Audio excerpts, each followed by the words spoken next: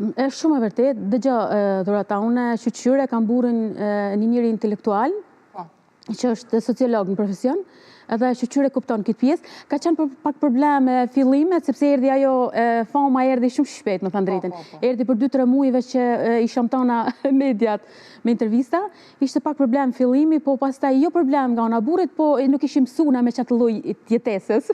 Me gjitha ekspozimin edhe gjitha që vinë me to. Edhe une, tashti, kur ta që Zoti diçka me shfrytzu për mirë, pse ju? Edhe une kam qenë gjithë ditë aktive, edhe që i pjesë ka qenë pak, po jo me thanë penges për mos me dalë ose mos me shkun për intervistat, por ishte pak ma interesant, sepse nështë ati që të hongër buk me familje ndarë, këtë bjën të telefoni, jo dikush për qef, jo dikush të thjesht du me të përshëndet, ose dikush që kishtë nevoj për këshilla.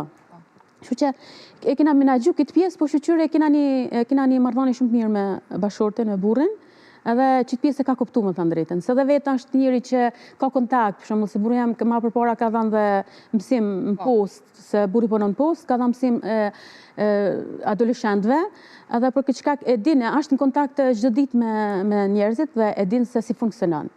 Por do të me kuptu tani, do të me pranu që ti kur bashkë një person pak më i njohur, do të me pranu që i ka dhe sfidat e veta. Patjetër. E pati të lehtë ta pranoj po themi famën e menjëhershme apo të shpejtë deri. Unë personalisht jo, nuk isha e përgatitur, të jem shumë sinqert. Nuk isha e përgatitur se nuk e dija këtë pjesë. Gjithmonë në fakt që në fëmijëri e kam pas ëndër që të fytyrën publike. Po tash Zoti ndoshta e ka ditë që dëshira dhe arriti. Po bravo, po ka qenë shumë e shpejtë, me thënë drejtën. Për 2 muajve që ka bë bum kjo pjesë, ama jam mundu me menaxhu, kam pas edhe ankth. Kjo pjesë më preku pak edhe ankthi, për shkak se ka pas, ndoshta ka pas... Sa që e përmende, sepse ne mendojmë që vetëm po themi njerëzit të cilët kanë nevojë për psikologun, i ka pa ankthi, apo thjesht...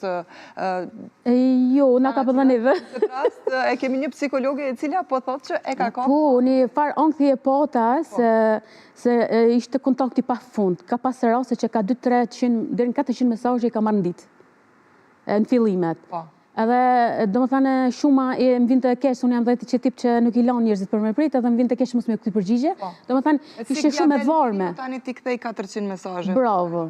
E prandaj, tani, pavas ishte mbi garkes shumë psiqike dhe tani nuk i menagjej vetëm rrjetet sociale, edhe e kalova këtë përgjithësi pak edhe të vajza, se vajza menagjën rrjetet e mia sociale. Edhe ka qenë pak sfidë, po me njëherë pastaj dita se si më reflektu, dita se si menaxhu veten. Edhe kjo pjesë kaloj, pastaj më bë përditshmëri, më bë kështu si diçka si një jetë në përditshme, se pastaj unë hiku dhaj ankthi, hiku dhaj prezantimi para intervistave ose kamrave. Më bë si pjesë e jetës, më thënë drejt, më bë si pjesë e familjes, më dukte se diçka që tashti e kam për veti. Çfarë ka brenda këtyre 300-400 mesazheve që i përmende? Çfarë pyetje, çfarë kërkesash? Çdo lloj. Hallesh, po themi ndoshta, kanë pasur. Shumë, me thënë drejtën, dikush 70% janë lidhje me psikologjinë. Që njerëzit e vujnë për ankthit, për stresit, për depresionit. Atak paniku është shumë prezent në jetën tonë përditshme. Por edhe ankthi, që e kam cilësuar shumë herë, domethënë ankthi, gjendja e depresive, ose për shembull përdorimi i substancave, por që nuk është deklaruar në psikiatri. Për shembull, na kena raste shumë që janë në psikiatri, por ka edhe nga ato raste që nuk janë të deklaruar. Për shembull, ndoshta i vujnë familjarët, pasojat, edhe njerëz që i njoh, po bravo, i vujnë pasojat, por nuk e tentojnë edhe nuk e guxojnë më shumë, se ki guximi është problem. Nuk guxojnë me deklaru, se pastaj thonë aty ka disa procese, diku që shkojnë atje në psikiatri derisa të regjistrohen, ndoshta edhe aty shtrohen pastaj me marrë trajtimin e duhur. Po ka gjithë të mesazhe ka çdo lloj, domethënë, të historinave të njerëzve, por nga njëna ana është dhe falënderim, ai nuk diskutohet, por është një ndjesi shumë e mirë kur njerëzit ta besojnë në historinë personale, që ndoshta dikush tjetër nuk e din.